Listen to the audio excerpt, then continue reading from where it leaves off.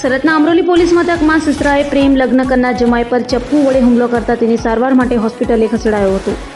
સુરતમાં પોલીસની હાજરીમાં જ દીકરીના પિતાએ જમાઈ ઉપર ચાકુના ઘા ઝીકી લીધા હતા. અમરોલી પોલીસ સ્ટેશનમાં જ પોલીસની હાજરીમાં દીકરીના પિતાએ દેવીદાસ કટરેએ જમાઈ ઉપર ચાકુના ઘા ઝીકી લીધા હતા. વાત એમ છે કે અમરોલી વિસ્તારમાં મહારાષ્ટ્રીયન યુવાને ઘર નજીક રહેતી યુવતી સાથે કોર્ટમાં મેરેજ કર્યા હતા અને યુવતી ગર્ભવતી બનતા વાલીએ ગર્ભપાત કરવાનું દબાણ કરતા મામલો અમરોલી પોલીસ મથકમાં પહોંચ્યો હતો.